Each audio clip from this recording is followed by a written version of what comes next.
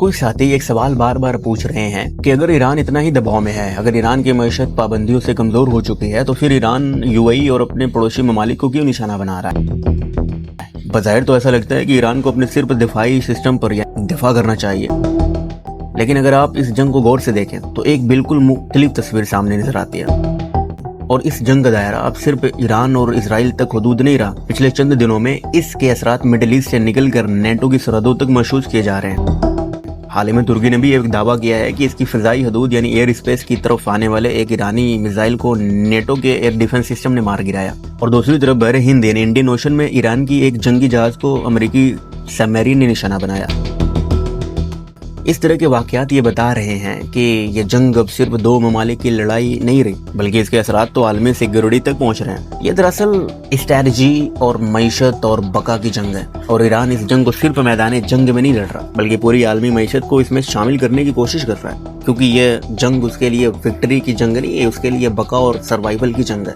आइए पहले ईरान की सूरत हाल को समझते हैं। ईरान कई सालों से अपने न्यूक्लियर प्रोग्राम की वजह से इंटरनेशनल सैंक्शंस यानी पाबंदियों का सामना कर रहा है, और इन पाबंदियों ने ईरान की मईशत को बुरी तरह से मुतासर किया। इनकी करेंसी कमजोर हुई, महंगाई बढ़ी और हुकूमत को शदीद माशी दबाव का सामना करना पड़ा। यहाँ तक कि ईरान के अपने तेल की फरोख्त के लिए खरीदार तलाश करने पड़े, और इसी में 2022 में भारत से भी ईरानी तेल खरीदने की बात की गई। लेकिन ईरान का मसला सिर्फ माशी नहीं था, मुल्क के अंदर भी कई मरतबा इंटरनल प्रोटेस्ट हुए और अभी भी हो रहे हैं, और ऐसे एहतजाज जिन्होंने हुकूमत को अंदरूनी तौर पर भी दबाव में रखा। ईरानी ऑफिशियल्स का दावा है कि इजराइल की खुफिया एजेंसी मोसाद ने भी इनके हालात को मजीद खराब करने में किरदार अदा करती रही, और इसके साथ साथ ईरान को अपने रीजनल प्रॉक्सीज को भी बैलेंस करना है। यानी ईरान हमेशा एक ऐसे माहौल में रहा है जहां जंग का खतरा मुसलसल मौजूद था। ईरान को यह बात अच्छी तरह से मालूम है कि वह रवायती जंग में अमेरिका और उसके इत्तेहादियों को बराह रास्त शिकस्त नहीं दे सकता। इसलिए ईरान की जंगी हिकमत अमली यानी कि ईरान की स्ट्रैटेजी थोड़ी मुख्तलिफ है, और इस स्ट्रैटेजी को इंटरनेशनल पॉलिटिक्स में एसिमेट्रिक वारफेयर कहा जाता है। इस स्ट्रैटेजी में मकसद दुश्मन को एक बड़ी लड़ाई में शिकस्त देना नहीं होता, बल्कि उसके ताकत को आहिस्ता आहिस्ता कमजोर करना होता है। इक्तिसादी दबाव, तिजारती रास्तों में खलल, छोटे लेकिन मुसलसल हमले और जंग को तवील करना, ये सब इन हिकमत अमली यानी स्ट्रैटेजी का हिस्सा होते हैं। लेकिन जब ये जंग शुरू हुई तो अमेरिका और इजराइल ने कुछ अलग ही अंदाजा लगाया था। उनका ख्याल था कि अगर ईरान की टॉप लीडरशिप को खत्म कर दिया जाए और ईरान के इंफ्रास्ट्रक्चर और फौजी अड्डों को तबाह कर दिया जाए तो ईरान जल्द ही घुटनों पर आ जाएगा, और शायद वेनेजुएला की तरह यहाँ भी रेजिम चेंज मुमकिन हो जाए। और शुरू में अमेरिकी सदर ट्रंप ने भी यही कहा कि ये हमारे लिए एक इजी एंड क्विक विक्ट्री हो गई, यानी इस जंग को हम बहुत जल्द जीत जाएंगे। लेकिन जब ये जंग तवील हुई तो फिर कहा गया कि ये एक हफ्ते के अंदर हम इस जंग का फैसला कर देंगे। लेकिन जैसे जैसे दिन गुजरते गए जंग लंबी होती गई और ईरान ने अपने रेजिस्टेंस को बरकरार रखा। अब अमेरिकी बयानिया यानी कि वहाँ के सदर का बयान बदल रहा है। अब कहा जा रहा है कि अगर जरूरत पड़े तो हम इस जंग को फॉर एवर वार की तरह भी लड़ेंगे, यानी कि ऐसी जंग जो कभी खत्म ना हो, उसके लिए भी वो तैयार है। और ये बार बार ये सफाई दे रहे हैं कि हमारे पास एनफ यानी कि भरपूर मात्रा में स्टॉक्स हैं। यहाँ एक और दिलचस्प चीज सामने आती है, अमेरिका के अंदर भी इस जंग पर इत्तेफाक नहीं है। कई अमेरिकी इसे वार ऑफ चॉइस करार दे रहे हैं, यानी कि ऐसी जंग जो अमेरिका की जरूरत नहीं है बल्कि किसी और के मफाद के लिए ये जंग लड़ी जा रही है। अमेरिकन एक पॉडकास्टर हैं, मशहूर पॉडकास्टर और फॉक्स न्यूज के में काम भी कर चुके हैं, टकर कार्लसन। ये बार बार अपने पॉडकास्ट में ये सवाल पूछ रहे हैं कि इस जंग में अमेरिका को क्या फायदा होगा।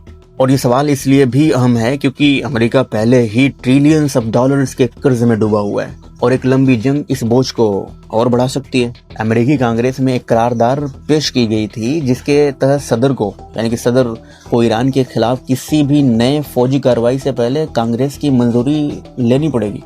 लेकिन यह करारदाद बहुत कम फर्क से नाकाम हो गई। लेकिन इस वोटिंग ने यह जरूर जाहिर कर दिया कि अमेरिका के अंदर भी इस जंग के बारे में शदीद इख्तिलाफ मौजूद है। अमेरिकी ऑफिशियल्स के मुताबिक उन्होंने ईरान के कामिकाज़े ड्रोन की टेक्नोलॉजी को कॉपी करके वन वे ड्रोन्स इस्तेमाल कर रहे हैं खुद ईरान पर ही। अमेरिकी डिफेंस वजीर का दावा है कि ईरान के कई बहरी जहाज हमने तबाह कर दिए हैं, और जैसा कि मैंने कहा एक जहाज इंडियन ओशन में भी तबाह कर दिया गया। अमेरिका का कहना है कि वह तकरीबन 20 से ज्यादा ईरानियन वारशिप को डिस्ट्रॉय कर चुका है, और दूसरी तरफ दुश्मन ने तेहरान को एक्टिव वार फील्ड करार देकर खाली करने का भी हुक्म जारी कर दिया है। اور مسلسل انڈسکریمنیٹ بومبنگ اور کارپیٹ بومبنگ جاری ہے. لیکن ایران ان سب میں کر کیا رہا ہے؟ اسرائیلی میڈیا کے مطابق ایران نے کلسٹرز وار ہیڈ میسائلز استعمال کر رہے ہیں. اسرائیلی میڈیا کے مطابق ایران نے اب تک کلسٹرز وار ہیڈ میسائل بڑے پیمانے پر استعمال کیے ہیں. یہ ایک ایسے میزائل ہوتے ہیں جو زمین پر گرنے سے 7 کلومیٹر پہلے ہی ہوا میں چھوٹے چھوٹے ٹکڑوں میں اسپلٹ ہو جاتے ہیں، یعنی کہ چھوٹے چھوٹے ٹکڑوں میں یہ ٹوٹ جاتے ہیں، اور پھر مختلف چھوٹے چھوٹے بمز کی شکل میں 80 سے 90 بم مختلف جگہوں پر گرتے ہیں، اور ہر بم میں تقریباً 7 کلومیٹر بارود ہوتا ہے. اور ان کلسٹر میزائل کو روکنا دفاعی نظام کے لیے بہت مہنگا پڑتا ہے. اور اسرائیل میڈیا کے مطابق اب تک 5 سے زیادہ کلسٹر میزائل ایران فائر کر چکا ہے. جنگ کا ایک اہم پہلو یہ بھی ہوتا ہے کہ ایران سستے ڈرونز اور میزائل استعمال کر رہا ہے، جبکہ انہیں روکنے کے لیے امریکہ اور اسرائیل کی انتہائی مہنگی انٹرسیپٹ میزائل کا استعمال کرنے پڑتے ہیں. مثال کے طور پر ہر ایک ڈرون چند $1000 میں تیار ہو سکتا ہے، جبکہ اس کو روکنے والا دفاعی میزائل لاکھوں ڈالر کا ہوتا ہے. اس کا مطلب یہ ہے کہ اگر جنگ طویل ہو جائے تو معاشی دباؤ زیادہ طاقتور ملک پر بھی پڑے گا. اب یہاں اصل سوال پیدا ہوتا ہے کہ ان سب میں ایران آخر کرنا کیا چاہتا ہے؟ ایران کی اسٹریٹجی کو اگر سادہ انداز میں دیکھیں تو اس کے 3 بڑے مقاصد ہیں، ان کے 3 بڑے وار آبجیکٹیوز ہیں. پہلا مقصد امریکہ کو اس جنگ میں مصروف رکھنا، دوسرا مقصد عالمی معیشت پر دباؤ ڈالنا، اور تیسرا مقصد جنگ کو طویل بنانا، اس کو اور کھینچنا. اسی لیے ایران نے اسٹریٹ آف ہارموز کو ایک اہم ہتھیار کے طور پر استعمال کر رہا ہے. اور آپ کو پتا ہونا چاہیے کہ اسٹریٹ آف ہارموز سے تقریباً 23% ورلڈ آئل سپلائی گزرتی ہے. اگر یہ راستہ بند ہوتا ہے، جو کہ انہوں نے بند کر رکھا ہے، تو تیل کی قیمت $200 فی بیرل تک جا سکتی ہے، اور اس کا اثر پوری دنیا کی مارکیٹ پر پڑے گا. یہاں ایک اہم معاشی پہلو کو سمجھنا بہت ضروری ہے. آبنائے ہرموز یعنی کہ اسٹریٹ آف ہارموز میں صرف میزائل یا بحری حملے ہی مسئلے نہیں بنتے، اصل مسئلہ انشورنس کا ہوتا ہے. جب کسی علاقے کو وار آف زون قرار دیا جاتا ہے تو بین الاقوامی انشورنس کمپنیاں وہاں جانے والے بحری جہازوں کو انشورنس دینے سے انکار کر دیتی ہیں، اور نتیجہ یہ ہوتا ہے کہ کئی کمپنیاں اپنے آئل ٹینکر وہاں بھیجنے سے ہی رک جاتی ہیں. یعنی کہ ایران کو ہر جہاز کو ڈبونے کی ضرورت نہیں ہے، صرف خطرے کا ماحول پیدا کر دینا عالمی تجارت کو متاثر کرنے کے لیے کافی ہوتا ہے. کچھ تجزیہ کاروں کا یہ بھی خیال ہے کہ ایران جان بوجھ کر اپنی میزائل فائرنگ کی رفتار کم کر رہا ہے. اس کی وجہ یہ بھی ہو سکتی ہے کہ وہ جنگ کو جلد ختم کرنے کے بجائے اس کو طویل بنانا چاہتا ہے، کیونکہ جتنی دیر جنگ جاری رہے گی اتنا ہی زیادہ اقتصادی اور سیاسی دباؤ امریکی اور اس کے اتحادیوں پر بڑھے گا.